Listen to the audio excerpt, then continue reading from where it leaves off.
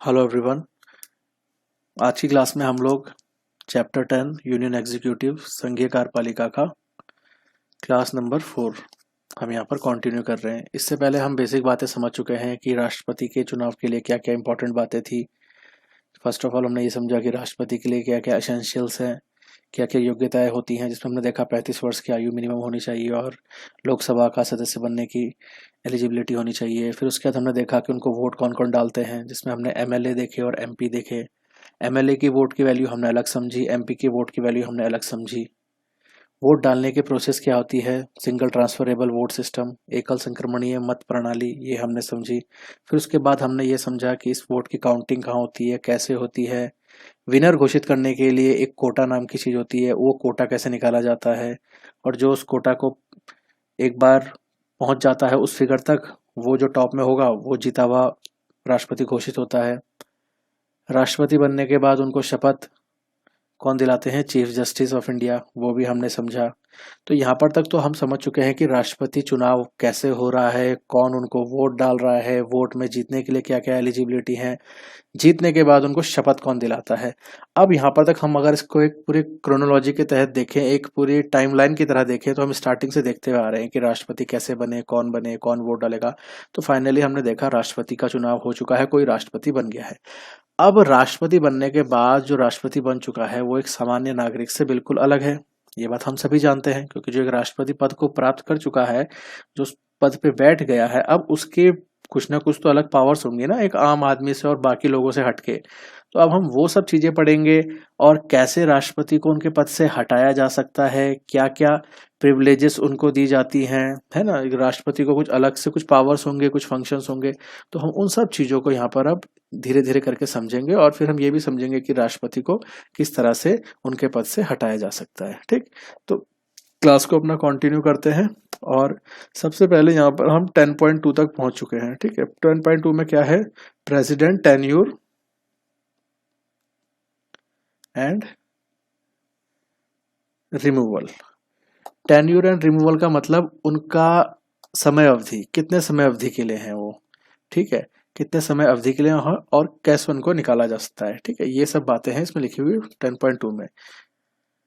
तो इसको समझते हैं। इसमें क्या है, आप देखिए, अगर सबसे पहले हम देखें जो राष्ट्रपति होंगे, ध्यान समझिएगा, जो राष्ट्रपति बनते हैं, जो भी भारत का राष्ट्रपति बनेगा, उसकी जो पहली हमने यहाँ पर हमारे उसमें बातें हैं संविधान में, तो वो सबसे पहले आती है कि 5 वर्ष के लिए कोई राष्ट्रपति बनता है। 5 वर्ष के लिए, ठीक है, 5 years के लिए। तो अगर आपसे पूछा जाए समय अवधि या टेन्यूर ऑफ प्रेसिडेंट, तो आप लिखेंगे 5 साल। ठीक है, और 5 साल के बाद ये दोबारा राष्ट्रपति पद के लिए इलेक्शन में खड़े हो सकते हैं। मतलब री इलेक्ट, इन्हें दोबारा से ये निर्वाचन कर सकते हैं, अपने लिए दोबारा ये राष्ट्रपति पद के लिए खड़े हो सकते हैं, और दोबारा से ये राष्ट्रपति बन सकते हैं, सेकेंड टाइम्स भी, है ना, दूसरी बारी में भी। लेकिन तीसरी बारी कोई सेम व्यक्ति राष्ट्रपति पद के लिए नहीं उठ सकता है, ना ही राष्ट्रपति बन सकता है। तो मैंने आपको क्या बताया, सबसे पहले राष्ट्रपति पद की जो समय अवधि है, जो टेन्यूर है, वो होता है 5 साल। कोई भी व्यक्ति राष्ट्रपति कब के लिए बनेगा, 5 साल के लिए। 5 साल की समाप्ति के बाद वो दोबारा से राष्ट्रपति पद के लिए इलेक्शन में खड़ा हो सकता है, दोबारा से राष्ट्रपति बन सकता है, सेकंड टाइम भी। लेकिन तीसरी बार यही सेम व्यक्ति राष्ट्रपति पद के लिए नहीं उठ सकता, तीसरी बार यह राष्ट्रपति नहीं बन सकता। अब इस बात को लेकर के जो एक बोलते हैं ना कि परंपरा चली हुई आ रही है, यह कहीं कानून में नहीं लिखा हुआ है कि कोई व्यक्ति 2 बार राष्ट्रपति बनेगा और तीसरी बार नहीं बनेगा, ऐसा कहीं पर लिखा नहीं है, बल्कि ये एक परंपरा बन चुकी है। अब परंपरा कैसे बनी, जो हमारे भारत के, स्वतंत्र भारत के कहेंगे, तो प्रथम राष्ट्रपति हमारे कौन थे। प्रथम राष्ट्रपति मतलब हमारे फर्स्ट प्रेसिडेंट कौन थे इंडिया के, तो ये थे हमारे डॉक्टर राजेंद्र प्रसाद। ठीक, ये फर्स्ट हमारे राष्ट्रपति थे, हमारे फर्स्ट प्रेसिडेंट थे। ये दोबारा से हमारे प्रेसिडेंट बने थे दूसरी बार भी, मतलब 5 साल का पीरियड कंप्लीट हुआ, फिर दोबारा से राष्ट्रपति बने। अब तीसरी बार इन्होंने मना कर दिया। क्या कर दिया? नो, मैं नहीं बनूंगा, ना मैं इलेक्शन लड़ रहा हूं। तीसरी बार इन्होंने एक तरह से मना कर दिया राष्ट्रपति बनने से। तो आप यहीं से मान के चलिए, यहीं से एक परंपरा बनती हुई आई कि कोई भी व्यक्ति क्या है, अब तीसरी बार राष्ट्रपति नहीं बन सकता, ना उसके लिए चुनाव लड़ सकता है। तो ये परंपरा है जो डॉक्टर राजेंद्र प्रसाद जी द्वारा स्टार्ट कर दी गई थी। ठीक है, तो ये बात आप समझ चुके होंगे। तो बताया जाए कि अगर राष्ट्रपति के लिए आपको कोई बोले कि अगर सवाल आए तो राष्ट्रपति आप 2 बार उस पद के लिए उठ सकते हैं, लेकिन तीसरी बार आप नहीं बन सकते। और अगर इसके बारे में बोला जाए तो आप बोलेंगे ये कन्वेंशन है, एक परंपरा है, ये एक क्या है? कन्वेंशन है, एक परंपरा है। और मैंने आपको बता दिया ये जो आपका कन्वेंशन है ये कहाँ से स्टार्ट हुआ है। ये जो कन्वेंशन है, या हिंदी में आप इसे परंपरा कहेंगे, ये परंपरा है, ये कहाँ से शुरू हुई? डॉक्टर राजेंद्र प्रसाद जी के द्वारा, जो भारत के हमारे प्रथम राष्ट्रपति कहे जाते हैं। ठीक, अब ये तो बात रही राष्ट्रपति चुनाव के लिए। ठीक है, अब एक और बात, जो राष्ट्रपति तो यहाँ पर एक और बात, जो राष्ट्रपति हैं वो अपने पद से इस्तीफा दे सकते हैं 5 साल से पहले भी। ऐसा नहीं कि कोई अगर राष्ट्रपति बन गया तो उसे पूरे 5 साल तक काम करना ही होगा, नहीं, वो अपने 5 साल से पहले भी इस्तीफा दे सकते हैं।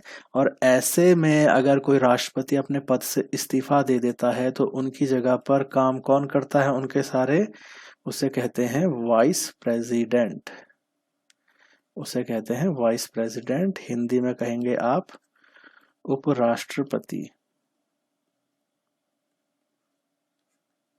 ठीक, उपराष्ट्रपति काम करते हैं जब राष्ट्रपति इस्तीफा दे देते हैं या उनकी मृत्यु हो जाती है।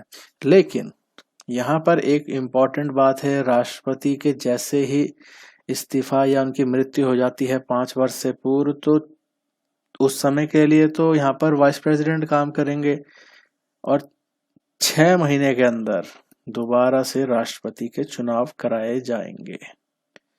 ठीक है, विद इन 6 मंथ राष्ट्रपति चुनाव पुनः कराए जाएंगे।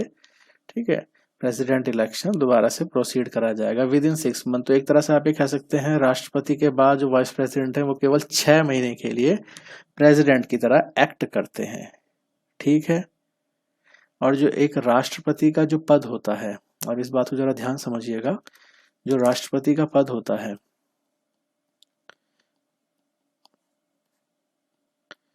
इसका जो इनका टेन्यूर है, जो इनका समय है कि भाई ये राष्ट्रपति बन गए हैं, ये कब से गिना जाता है? तो ये काउंट करा जाता है ओथ सेरेमनी से, जैसे ही वो शपथ लेते हैं। इससे पहले वाली क्लास में हमने देखा था ना कि जैसे ही आप शपथ लेते हैं तो जिस तारीख को आप शपथ ले रहे हैं उसी तारीख से आपका काउंटिंग शुरू हो जाता है 5 साल वाला, कि आप राष्ट्रपति बन चुके हैं। ठीक, तो वहां से काउंटिंग होती है 5 साल की। तो यहाँ पर हमने स्टार्टिंग में क्या देखा कि राष्ट्रपति जो है उनका टेन्यूर होता है 5 ईयर्स का, 5 साल के लिए कोई राष्ट्रपति बनता है। दोबारा से वो राष्ट्रपति चुनाव के लिए खड़े हो सकते हैं 5 साल समाप्ति होने के बाद, लेकिन तीसरी बार नहीं हो सकते। इसके पीछे का कारण मैंने आपको बताया, जो भारत के प्रथम राष्ट्रपति थे डॉक्टर राजेंद्र प्रसाद, वो एक बार ये आपके प्रेसिडेंट बने, दोबारा से वो इलेक्शन जीत के दोबारा से प्रेसिडेंट बने, लेकिन तीसरी बारी में उन्होंने मना कर दिया कि मुझे अब नहीं बनना है राष्ट्रपति। तो वहीं से ये एक परंपरा, एक कन्वेंशन स्टार्ट हो गया और आज भी ये जारी है। ठीक, अगली बात हमने समझी कि राष्ट्रपति अपने पद से 5 साल पूरे होने से पहले भी इस्तीफा दे सकते हैं, और ऐसी सूरत हाल में जो उनका पद होता है, जो उनका काम होता है, वो सारा संभालते हैं वाइस प्रेसिडेंट। लेकिन वाइस प्रेसिडेंट कब तक संभालते हैं? केवल 6 महीने तक। 6 महीने के बाद, या तो 6 महीने के अंदर अंदर, इन 6 महीने के अंदर अंदर दोबारा से राष्ट्रपति चुनाव कराना इम्पोर्टेंट है। ठीक, ये बात हमने समझ ली। ठीक है, और राष्ट्रपति का मैंने आपको बताया समय कब से गिना जाता है?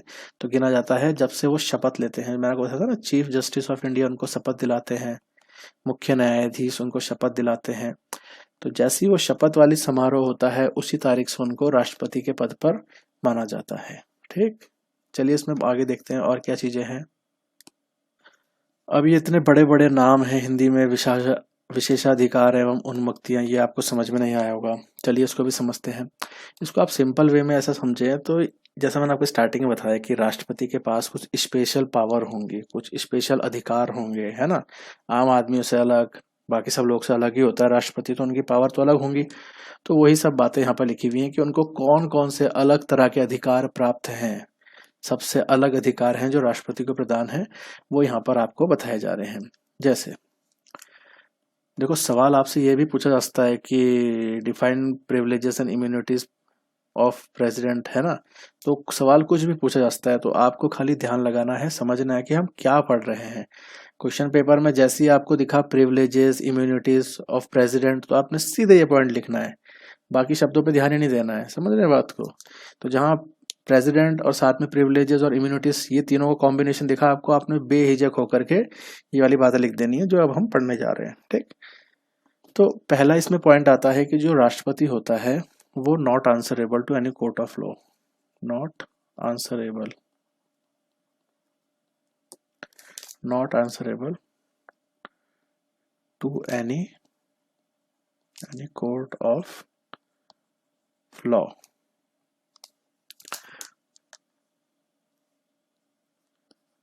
For exercise his function.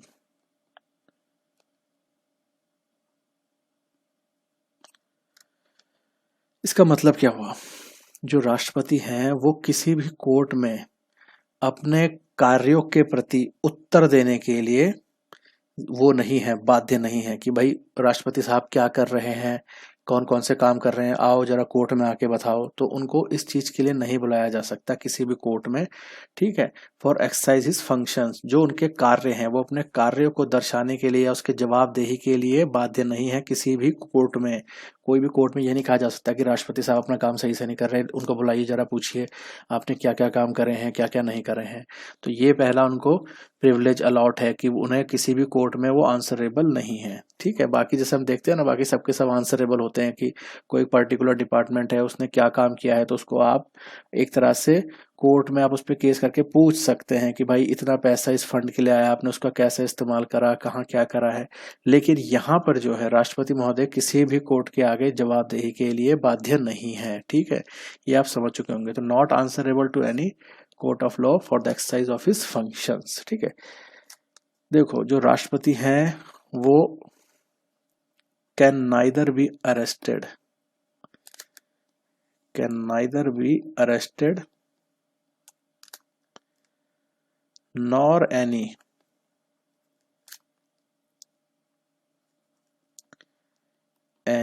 Criminal proceeding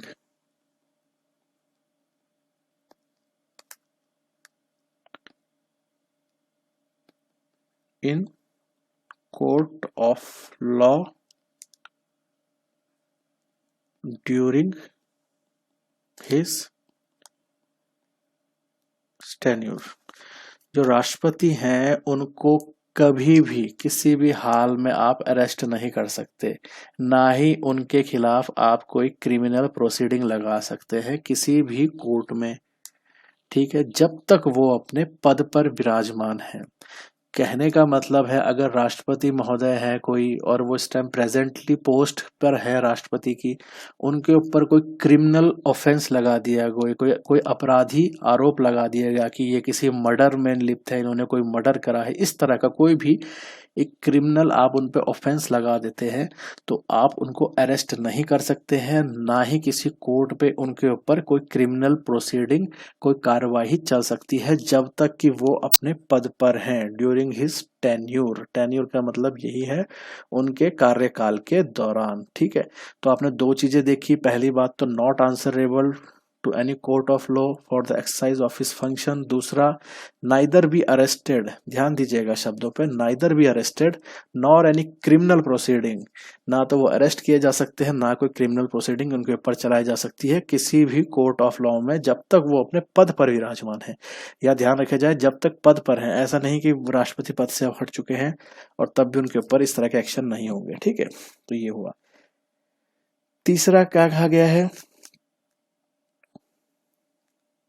president cannot president cannot be asked, cannot be asked to be present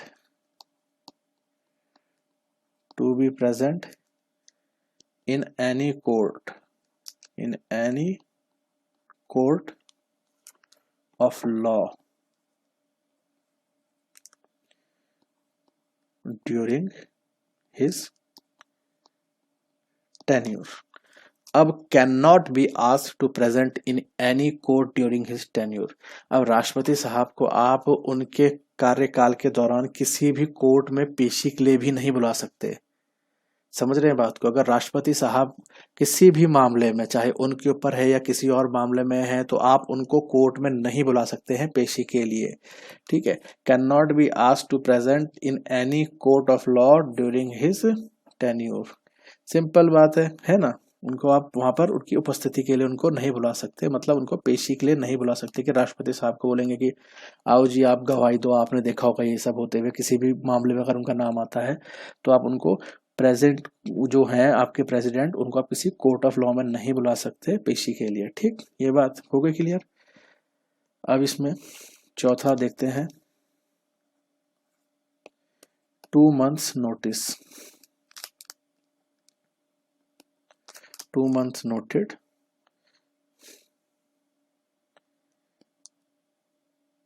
is to be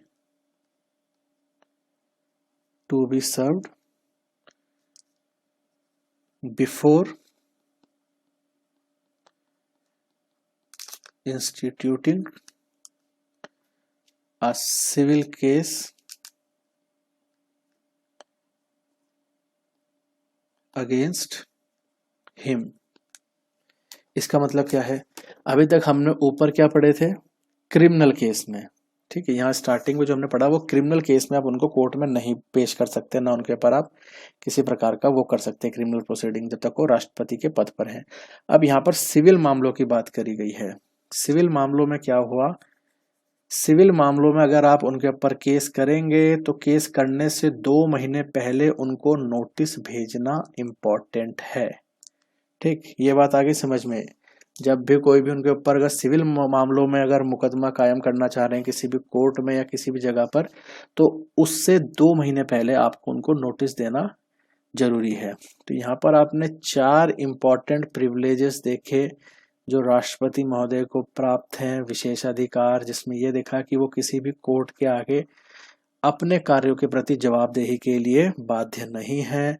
दूसरा आपने देखा, ना तो उनको अरेस्ट किया जा सकता है, ना उनके ऊपर कोई कानूनी कार्रवाई की जा सकती है किससे प्रति, किसी भी क्रिमिनल मैटर में रिलेटेड। ठीक है, यहाँ क्रिमिनल प्रोसीडिंग लिखा हुआ है, ध्यान से समझना, लास्ट में सिविल पढ़े थे। तो क्रिमिनल मैटर में आप उनको ना तो अरेस्ट कर सकते हैं, ना उनके ऊपर कोई कार्रवाई कर सकते हैं कानूनी तौर पर कोर्ट में, जब तक वो अपने पद पर हैं। तीसरा हमने पढ़ा, can not be asked to be present in any court of law. किसी भी कोर्ट में पेशी के लिए आप उनको नहीं बुला सकते जब तक वो अपने पद पर विराजमान है। चौथा हमने देखा, अगर आप उनके ऊपर सिविल मामले में मुकदमा दर्ज करते हैं तो उस मामले को दर्ज करने से पहले आपको उनको 2 महीने का नोटिस भेजना होगा। ठीक है, तो यहाँ कंफ्यूज मत होना, यहाँ सिविल मामला है, वहाँ क्रिमिनल मामला है।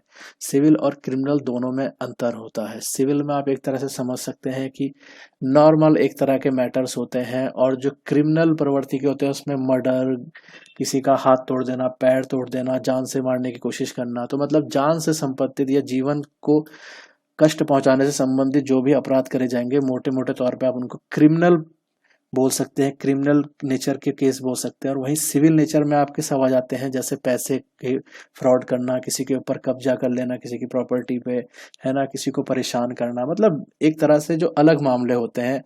एक में आप देख रहे हैं कि जान के ऊपर बात आ जाना, इस तरह से एक्शन लेना कि अगला मर सकता है, उसका खून बहाना, उसको मारना पीटना, वो क्रिमिनल नेचर में जाते हैं। सिविल नेचर के अलग होते हैं। तो सिविल कोर्ट और क्रिमिनल कोर्ट, आप इन सब के बारे में आगे डेप्थ में समझेंगे। ठीक है, यहाँ पर हम उसको समझाएंगे तो बहुत लेंथी बन जाएगी क्लास। ठीक, तो ये आपने 4 पॉइंट इनके बारे में समझ लिए, राष्ट्रपति के बारे में, जो जो उनको विशेष अधिकार प्राप्त हैं। अब हम इसमें देखेंगे कि राष्ट्रपति को उनके पद से हटाया कैसे जा सकता है। ठीक है, अभी तक तो हमने देख लिया कि भाई राष्ट्रपति कैसे बनते हैं, क्या क्या प्रोसेसिंग होती है, क्या क्या उनको विशेष अधिकार प्राप्त हैं। अब हम देखेंगे रिमूवल ऑफ प्रेसिडेंट। ठीक है, यहाँ पर removal of president, removal of president. Simple Hindi में इसमें क्या लिखना, राष्ट्रपति को उनके पद से हटाना। ठीक है, समझ जाना, इसमें कुछ इतना वो नहीं है। देखो जब भी बात आएगी कि राष्ट्रपति को उनके पद से हटाना है, तो इसको हटाने के लिए ऐसे नहीं है कि आप सीधे बोल देंगे इनको हटा दो, नहीं। इसको एक प्रोसेस के थ्रू करा जाता है और उस प्रोसेस को बोलते हैं इम्पीचमेंट। जो राष्ट्रपति महोदय हैं आप उनको हमेशा, या कभी भी राष्ट्रपति महोदय को आप निकालना चाहेंगे तो उनको निकालने का जो प्रक्रिया है उसे कहा जाता है इम्पीचमेंट। इम्पीचमेंट के तहत ही आप उनको निकाल सकते हैं। हिंदी में इस इम्पीचमेंट को कहा जाता है महाभियोग। महाभियोग, ठीक, ध्यान रखना। तो महाभियोग प्रक्रिया के तहत ही राष्ट्रपति को उनके पद से उनके कार्यकाल से पूर्व हटाया जाता है, या इंग्लिश में आप देखेंगे तो इम्पीचमेंट के थ्रू उनको उनके पद से हटाया जाता है।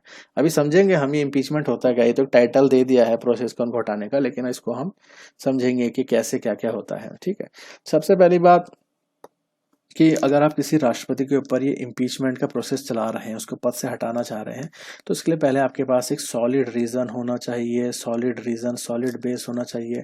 मतलब अपने कार्यों को वो सही से नहीं कर रहे हैं, अपने वर्क को सही से अंजाम नहीं दे रहे हैं। संविधान में जो उनके कर्तव्य लिखे गए हैं, जो उनकी ड्यूटीज हैं, जो उनके कर्तव्य हैं, उनका वो पालन नहीं कर रहे हैं, संविधान की बातों का वायलेशन कर रहे हैं।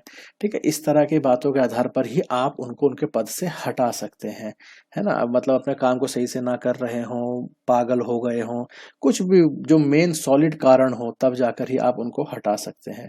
ठीक है, किसी निराधार बात के या कमजोर बात के आधार पर आप उनको नहीं हटा सकते। ठीक है, यहाँ पर आप ये समझ लीजिएगा,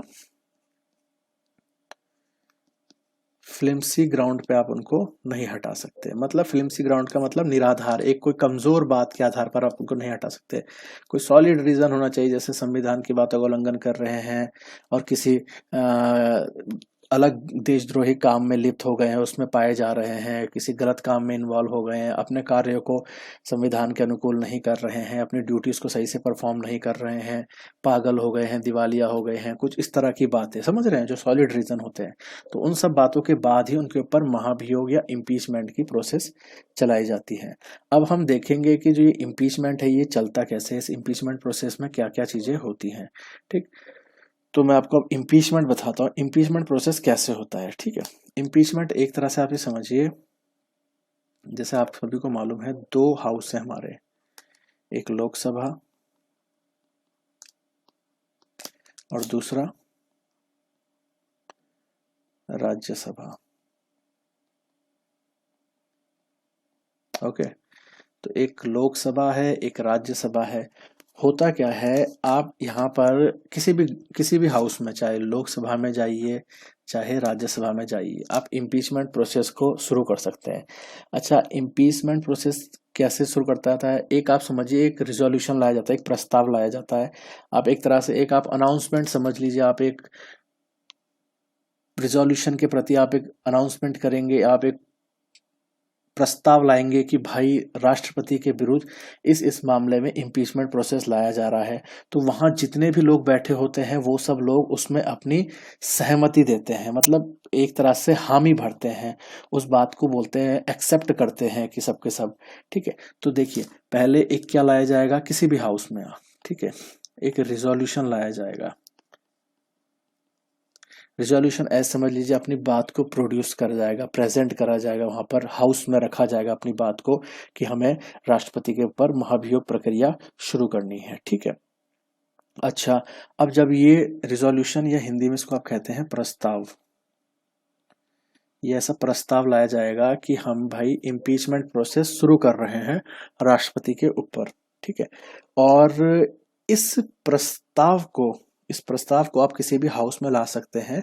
और ये जो प्रस्ताव लाया जाता है, ये प्रस्ताव तभी लाया जाता है जब 1/4 ऑफ टोटल मेंबर हाउस के हैं इसको अपना एक तरह से अप्रूवल दे देंगे। ठीक है, आई बात समझ में, 1/4 लोगों की सहमति के बाद 1/4 लोग अपनी सहमति दे देंगे। अगर सदन के वहां मान लो आप टोटल, मैं आपको एग्जांपल के लिए बताऊं, अगर 100 लोग हैं किसी भी हाउस में टोटल, उसमें से 25 एग्री हो जाते हैं कि हाँ भाई ये रिजोल्यूशन हम पेश कर देते हैं, तभी जाकर के इसको आप वहाँ पर स्टार्ट कर सकते हैं, ठीक है। और इस रिजोल्यूशन को पास करने के बाद, मतलब इंट्रोड्यूस करने के बाद, इसको अब आपने पास करवाना है। पास कैसे होगा ये? पास कराने के लिए इसमें टोटल 2/3 मेजोरिटी से आपको इसको रिजोल्यूशन को पास कराना होगा। 2/3 मेजोरिटी से आपको इसे पास कराना होगा, ठीक है। आई बात समझ में? समझिए दोबारा से। राष्ट्रपति को उनके पद से हटाना है, तो मेन रीज़न होना चाहिए कोई, इम्पीचमेंट प्रोसेस करेंगे। इम्पीचमेंट प्रोसेस के लिए आप लोकसभा हो चाहे राज्यसभा हो, दोनों में से किसी भी हाउस में आपको एक रिजोल्यूशन पास करना होगा, मतलब इंट्रोड्यूस करना होगा। और ये रिजोल्यूशन तभी इंट्रोड्यूस होगा जब 1/4 जो टोटल मेंबर हैं किसी भी सदन के, वो लोग अपनी इसमें सहमति दे दें। अच्छा, अब इसके बाद 1/4 लोगों ने सहमति दे दी, मतलब मैंने 100 एग्जाम्पल दे के बोला, तो 25 लोग कम से कम इसमें अपनी सहमति देंगे, तो ये रिजोल्यूशन वहाँ पर इंट्रोड्यूस हो गया। अब इंट्रोड्यूस होने के बाद इस पे वोटिंग होगी, एक तरह से समझिए कि कितने लोग इस बात के पक्ष में है कि राष्ट्रपति को हटा दिया जाए। तो 2/3 मेजोरिटी होना चाहिए, 2/3। तो 100 का आप 2/3 निकाल लीजिए, कितना बना ये, 3 3 जा 9, फिर यहाँ पर 110 3.2, जो इसे समझ लीजिए आप लगभग 66 मान के चल लीजिए आप, ठीक है। 66 लोगों को उसमें अपनी अप्रूवल देनी होगी, तभी जा करके ये जो इम्पीचमेंट प्रोसेस है ये उस वाले हाउस से पास माना जाएगा। मैंने यहाँ पर आपको 100 मेंबर्स का एक एग्जांपल दिया है, लेकिन आपको ये याद नहीं रखना है, आपको केवल ये याद रखना है कि जब रिजोल्यूशन इंट्रोड्यूस होगा, ध्यान से समझिएगा, जब इस रिजोल्यूशन को इंट्रोड्यूस करा जाएगा तो 1/4, ठीक है, ध्यान से समझना, 1/4 जो है मेंबर्स की इसमें अनुमति होनी चाहिए, उनकी अप्रूवल होनी चाहिए 1/4 मेंबर की, ठीक है, इंट्रोडक्शन के टाइम पे। दूसरी बात यहाँ पर आई, अगर आप उसको पास कर रहे हैं, उसको आप पास कर रहे हैं उसी हाउस से, तो पास करने के लिए 2/3 मेजोरिटी की जरूरत है उस रिजोल्यूशन को पास करने की। मतलब भाई इस वाले हाउस ने इसको इम्पीचमेंट को ओके कर दिया है, सैंक्शन कर दिया, हमारी तरफ से इम्पीचमेंट डन है। अब देखो, ये हमने कहाँ पर से एग्जांपल माना, हमने माना ये लोकसभा में, ये बिल हमने, सॉरी बिल कह रहा मैं, हमने लोकसभा में ये रिजोल्यूशन प्रोड्यूस करा, ठीक है। आप इसी तरह से इसको राज्यसभा में भी स्टार्ट कर सकते हैं, उसके लिए कोई बाउंडेशन नहीं है। तो लोकसभा से अभी पास हुआ, तो ये अब कहाँ जाएगा? अब जाएगा ये दूसरे हाउस के लिए, जो इम्पीचमेंट का प्रोसेस है ये जाएगा अब राज्यसभा के पास, ठीक है, राज्यसभा के पास जाएगा अभी। अब राज्यसभा के पास जाएगा तो राज्यसभा क्या करेगी? राज्यसभा इस मामले को अब अपने लेवल से देखेगी कि भाई इसमें क्या हकीकत में इम्पीचमेंट होना चाहिए, इसकी पूरी वो जांच पड़ताल करते हैं अपने एंड से, ठीक है। राष्ट्रपति महोदय के ऊपर जितने भी आरोप लगे हुए हैं उनको वो लोग देखते हैं, दूसरे हाउस के लोग।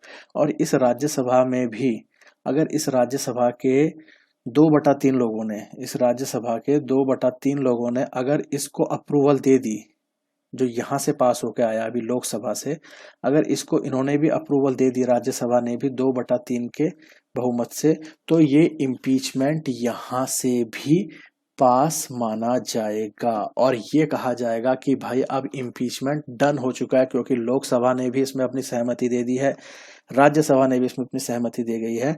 तो उसी टाइम से, जैसे ही राज्यसभा इसमें अपनी इम्पीचमेंट को ये लोग भी अगर पास कर देते हैं 2/3 से, तो उसी समय से राष्ट्रपति जो है वो उनके पद से एक तरह से बर्खास्त माने जाएंगे, या उनके पद से वो टर्मिनेट हो चुके हैं, उनके पद से वो हट चुके हैं। अब राष्ट्रपति नहीं रहे हैं, जिनके ऊपर इम्पीचमेंट प्रोसेस दोनों हाउसेस से 2/3 मेजोरिटी के साथ पास हो गया है। ये है इसमें बेसिक बात राष्ट्रपति को हटाने की, ठीक है। ये बात आपको समझ में आ गई होगी। और इसी के साथ यहाँ पर एक बात और बताई गई है, अगर जो हमारे भारत में जो ये एक हमने बोली ना, ये 2/3 इसे बोलते हैं मेजोरिटी के पास करना, लेकिन जो अमेरिका में है, अमेरिका में सिंपल मेजोरिटी से ही पास मान लिया जाता है। मतलब सिंपल मेजोरिटी में आप ऐसे समझ लीजिए कि लगभग 50% लोग अगर ओके कर दिए, 50% +1, तो उसी में वो पास माना जाता है, ठीक है। अमेरिका में इस तरह से सिस्टम है राष्ट्रपति को हटाने का, ठीक। तो आप इस पे तो ज़्यादा ध्यान ना दिए, आपको जो इंडिया का मैंने आपको समझाया है 2/3 मेजोरिटी से दोनों हाउसेस से पास होना चाहिए इम्पीचमेंट रिजोल्यूशन, तभी जा करके जो राष्ट्रपति महोदय हैं वो उनके पद से हटा दिए जाते हैं, ठीक है। अब देखिए, हम लोग टाइम के हिसाब से धीरे धीरे वैसे ही पढ़ रहे हैं कहानी। पहले राष्ट्रपति के लिए कौन कौन उठ सकता है, क्या क्या एलिजिबिलिटी थी, फिर जो उठता है उसको वोट कौन कौन डाल सकता है, जो जो वोट डाल सकता है वो अपने वोट कैसे कैसे डालता है, उन दोनों की वोट की वैल्यू क्या होती है, जीतने के लिए कोटा निकलता है, जीतने के बाद वो राष्ट्रपति को शपथ कौन दिलाता है, फिर उसके बाद उनका ड्यूरेशन कितना है, उस ड्यूरेशन के बाद क्या वो दोबारा से राष्ट्रपति बन सकते हैं, तीसरी बार बन सकते हैं, नहीं बन सकते हैं, उनको प्रिविलेजेस और इम्यूनिटीज क्या क्या प्रोवाइड है ना, विशेष अधिकार क्या क्या प्राप्त है वो हमने देखे कि क्रिमिनल नेचर में उनको कोर्ट में नहीं बुलाया जा सकता, और इस तरह के हमने और भी चीज़ें देखी। फिर उसके बाद हमने देखा राष्ट्रपति को उनके पद से हटाया कैसे जा सकता है, तो हमने इम्पीचमेंट प्रोसेस देखा, महाभियोग प्रक्रिया देखी। अब उसके बाद जब हम देखेंगे तो राष्ट्रपति तो पद से हट गए हैं, तो राष्ट्रपति का जब पद खाली हो जाता है तो उसके बाद क्या होता है, कौन राष्ट्रपति का काम करता है, उन सब बातों को अब हम यहाँ पर देखेंगे। ठीक है, तो हम लोग अभी तक पढ़ चुके हैं इम्पीचमेंट के बारे में। अब हम पढ़ेंगे vacancy in the office of president. Vacancy in office of president मतलब राष्ट्रपति जब अपने पद पर नहीं हो। हमने अभी तक ये तो पढ़ा कि राष्ट्रपति को उनके पद से हटा दिया गया, तो अब उनको उनके पद से हटा दिया गया, वो अपने पद पर नहीं है, मतलब राष्ट्रपति है ही नहीं। तो ऐसे में क्या होगा, राष्ट्रपति तो है नहीं, तो इनकी जगह पर इनके सारे काम कौन करेगा, उपराष्ट्रपति। उपराष्ट्रपति इंग्लिश में राष्ट्रपति को प्रेसिडेंट कहेंगे आप। जब प्रेसिडेंट नहीं है तो उनकी जगह पर काम कौन करेगा, वाइस प्रेसिडेंट। लेकिन ये वाइस प्रेसिडेंट कब तक काम करेगा, ये भी ध्यान रखना, केवल 6 महीने तक। इन 6 महीने के अंदर नए राष्ट्रपति का चुनाव हो जाना चाहिए, न्यू प्रेसिडेंट का इलेक्शन हो जाना चाहिए, और जो नया प्रेसिडेंट बन के आएगा वो अगले 5 साल तक यहाँ पर फिर राष्ट्रपति की तरह कार्य करेगा। ठीक, एक कंडीशन ये हुई। अच्छा, इसी कंडीशन को मैं आपको एक और तरीके से बताऊं कि प्रेसिडेंट तो है नहीं, प्रेसिडेंट नहीं है, और जो वाइस प्रेसिडेंट था, वाइस प्रेसिडेंट अगले 6 महीने के लिए होता है। लेकिन क्या हुआ, वाइस प्रेसिडेंट साहब 6 महीने से पहले ही या तो रिजाइन कर गए, या डेथ हो गई, या किसी भी अलग कारण से वाइस प्रेसिडेंट भी अपनी सीट से वैकेंट हो गए, उपराष्ट्रपति का पद भी अब खाली हो गया। तो अब ऐसे में क्या होगा, ये सोचने वाली बात है ना, कि राष्ट्रपति तो थे ही नहीं, उपराष्ट्रपति थे 6 महीने के लिए, लेकिन वो 6 महीने से पहले ही अपने पद से हट गए किसी भी कारण से। तो ऐसे में क्या होगा, अब राष्ट्रपति का काम कौन करेगा, तो यहाँ पर आप ध्यान दीजिएगा, यहाँ पर राष्ट्रपति का काम करेंगे अब chief justice of India, chief justice of India. तो यहाँ पर आपने 2 एग्जाम्पल देख लिए कि जब राष्ट्रपति का पद खाली होता है तो क्या क्या होता है। पहली कंडीशन में आपने देखा कि राष्ट्रपति की जगह पर उनका काम कौन करता है, उपराष्ट्रपति। ठीक है, और उपराष्ट्रपति कब तक करता है, 6 महीने तक। लेकिन 6 महीने बाद नए राष्ट्रपति का चुनाव करना अनिवार्य है। 6 महीने बाद का मतलब 6 महीने के अंदर, विद इन 6 मंथ। ठीक, with in 6 month, with in 6 month, with in 6 month नए राष्ट्रपति का चुनाव करना जरूरी है। और जैसे नया राष्ट्रपति आ जाता है तो फिर वो अपना पद संभालते हैं। अब मैंने दूसरी कंडीशन आपको यहाँ पर ये बताई कि राष्ट्रपति तो नहीं है, उपराष्ट्रपति उनका काम कर रहे थे, लेकिन उपराष्ट्रपति का 6 महीने का टाइम था, लेकिन उन्होंने 6 महीना पूरा होने से पहले ही अपने पद से इस्तीफा दे दिया, या उनकी डेथ हो गई, या किसी कारणवश वो भी अपने पद से चले गए। तो अब उपराष्ट्रपति का पद भी वैकेंट हो गया। तो ऐसे में जो राष्ट्रपति का काम है वो कौन करेगा, तो वो काम करेंगे चीफ जस्टिस ऑफ इंडिया। ये बात आपको ध्यान रखनी चाहिए। ठीक है, आई बात समझ में। अब इसमें एक और कंडीशन, अगर राष्ट्रपति किसी इलनेस की वजह से, कोई भी उनको कमजोरी है, कोई शारीरिक कमजोरी है, किसी प्रकार से वो लोग अपने काम को करने के लिए स्वस्थ नहीं है, कौन, राष्ट्रपति, प्रेसिडेंट अपने कार्य को करने में सक्षम नहीं है किसी भी कारणवश, तो ऐसे में राष्ट्रपति तो राष्ट्रपति रहेंगे, लेकिन इनके काम कौन करेंगे, वाइस प्रेसिडेंट। वाइस प्रेसिडेंट इनके काम करेंगे, लेकिन वाइस प्रेसिडेंट ही रहकर उस समय वो प्रेसिडेंट वाला पोस्ट नहीं करेंगे, प्रेसिडेंट ये रहेंगे, बस इनके अंडर ये सारे काम ये करेंगे इनके बदले के, ठीक है। लेकिन प्रेसिडेंट वही रहेंगे जो भले ही अगर किसी कारणवश वो बीमार है या शारीरिक स्वस्थ नहीं है और अपने कार्यों को सही से नहीं कर सकते हैं प्रेसिडेंट, तो उनके ऐसे वाले हालात पर जो उनके सारे काम है वो वाइस प्रेसिडेंट कर देंगे under the title of vice president. ऐसा नहीं है कि वो प्रेसिडेंट के पद पे सीधे चल जाएंगे। जैसे उनकी रिमूवल पे या रेजिग्नेशन या डेथ पे तो हमने देखा था कि जैसे ही प्रेसिडेंट हटते हैं तो वाइस प्रेसिडेंट फिर प्रेसिडेंट वाले काम मंजे करने लग जाते हैं प्रेसिडेंट बन के, ठीक है। लेकिन इलनेस वाले मैटर पे बात अलग है, ठीक है। इतनी बात आपको समझ में आ गई होगी। तो ये बेसिक बात थी जो हमने समझी राष्ट्रपति पद को लेकर के। अच्छा, यहाँ पर जो हमने 3 एग्जाम्पल देखे हैं, ये आपको ये ध्यान रखना है, आपसे कुछ भी कहानी बना करके वो पूछ सकते हैं। अगर राष्ट्रपति नहीं है, उपराष्ट्रपति नहीं है तो कौन संभालेगा, राष्ट्रपति हैं लेकिन उपराष्ट्रपति भी हैं लेकिन राष्ट्रपति का स्वास्थ्य सही नहीं है तो उनके कार्य कौन करता है, किस टाइटल के अंदर करता है। तो मैंने आपको ये सब बातें यहाँ पर कंप्लीट करके समझा दी हैं, ठीक है। तो ये रहा पूरा हमारा जो आज की क्लास था, इसमें हमने ये वाली सारी बातें यहाँ पर कंप्लीट कर ली है। इसके बाद हम राष्ट्रपति की शक्तियाँ देखेंगे। इसमें शक्तियों में कई तरह की शक्तियाँ होती हैं उनकी, है ना, विधायी शक्तियाँ, वित्तीय शक्तियाँ, जो जो तरह की शक्तियाँ हैं वो सब हम देखेंगे यहाँ पर। और उसके हिसाब से जो आपका ये चैप्टर है ये लगभग आप मान के चलिएगा इसके बाद वाली जो क्लास होगी उसमें लगभग आपका ये चैप्टर कंप्लीट मान सकते हैं आप, ठीक है। शायद से उसके बाद एक और चलेगी क्लास, आई थिंक 2 क्लास और चल सकती है इसमें, 2 क्लास, हाँ 2 क्लास में ये आपका चैप्टर कंप्लीट हो जाएगा इसके बाद, ठीक है। क्योंकि हम कोई चीज़ स्किप करते नहीं है तो ऑब्वियस सी बात है क्लास ने आपकी लेंथी होना ही है, ठीक है। तो चलो इस क्लास को यहीं पर वाइंड अप करते हैं और आपसे नई क्लास में या नेक्स्ट क्लास में इसके बाद अब मुलाकात होगी, ठीक है। Okay, thank you.